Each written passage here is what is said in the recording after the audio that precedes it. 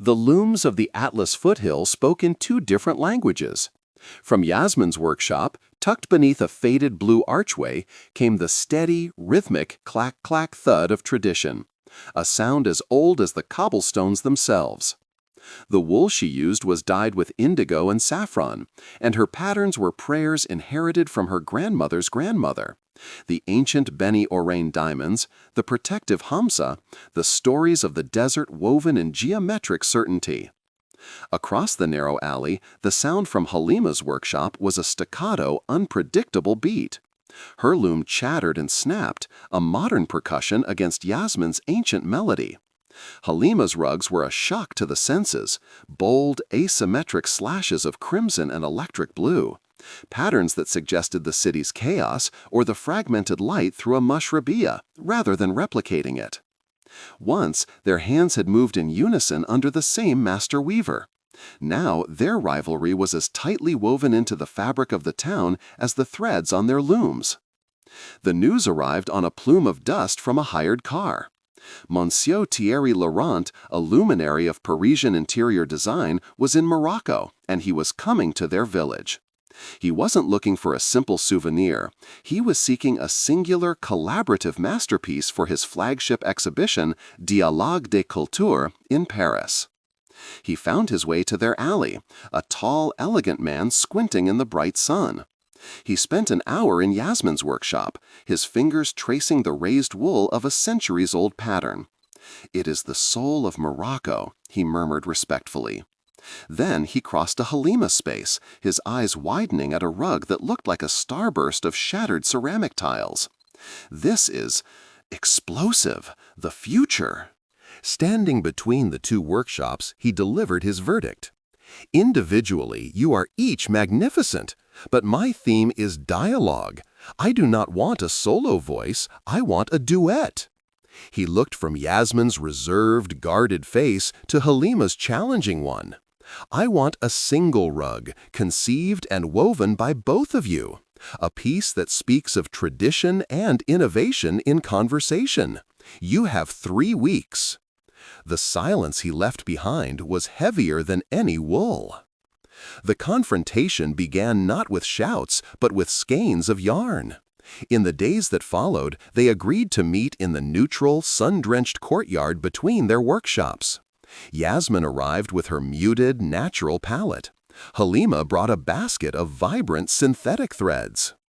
"We start with the Beni Orain structure," Yasmin stated, unrolling a parchment sketch. "It is the foundation, the integrity." "That integrity has been done 1,000 times, Halima countered, tapping her own tablet, which displayed a swirling, abstract design. "We need to break the form, not just color inside the lines." "For you, the lines are the art," Yasmin shot back, her voice tight. "For me, they are the meaning." Their first attempt was a cacophony. Halima's bold, crimson zigzags tried to slash across Yasmin's precise black diamonds.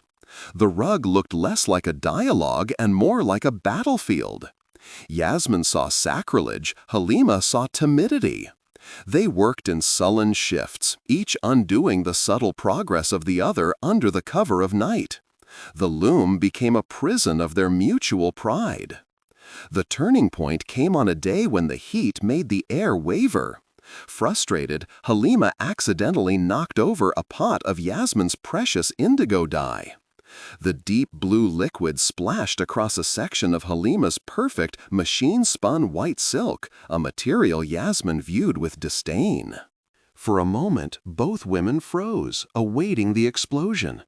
But as the dye spread, it didn't create a ruin. It bloomed. The deep blue bled into the white silk, creating a soft ombre effect, a beautiful unintended gradient between the old and the new. Halima, instead of raging, knelt down. "Look," she whispered, her voice full of wonder.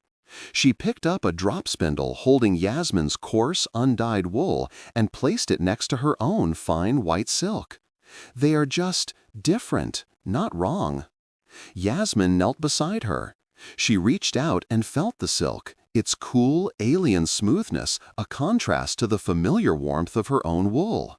"My grandmother," Yasmin said softly, the words feeling foreign on her tongue. "She always said a rug must have a strong warp to hold the weft. The structure, it is not the prison, it is what gives the beauty its strength." "And the weft," Halima replied, looking at Yasmin for the first time not as a rival, but as a collaborator, "is the story you choose to tell. Maybe the structure can be traditional, but the story can be new." The resolution was not a compromise, but a synthesis. They began again. Yasmin built the warp on her largest loom, using the strongest traditional wool, setting the foundational grid of a classic diamond pattern. But then, instead of filling it in with solid colors, Halima began to weave. She used Yasmin's natural earthy threads, but in some of the diamonds she introduced her own vibrant silks. She didn't break the diamond shapes, she made them shimmer. In the center of the rug, where the largest diamond sat, they worked together.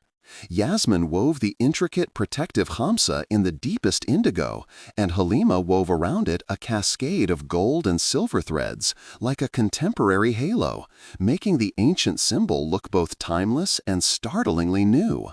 For the final 3 days and nights, they worked side by side, their looms falling into a single harmonious rhythm. The clack-clack thud of Yasmin's steady beat was now punctuated by the swift, sure passes of Halima's shuttle. They shared spools of thread and glasses of sweet mint tea, their conversation shifting from argument to a quiet, focused collaboration. When Monsieur Laurent returned, the rug was draped over the courtyard wall, catching the late afternoon sun. He said nothing for a long time, his hand rising to his mouth. "It is called The Weave of Two Hands," Yasmin said, her voice clear. Halima stood beside her. "It is the story of this place," she added. "The foundation is the mountain, the color is the market, and the center is the heart that holds it all together." Laurent finally turned to them, his professional composure gone, replaced by raw admiration. This is the dialogue. You did not merely combine two styles, you created a new language." He looked from Yasmin to Halima. "It is perfect." As his car disappeared down the dusty road, the two weavers did not immediately return to their separate workshops.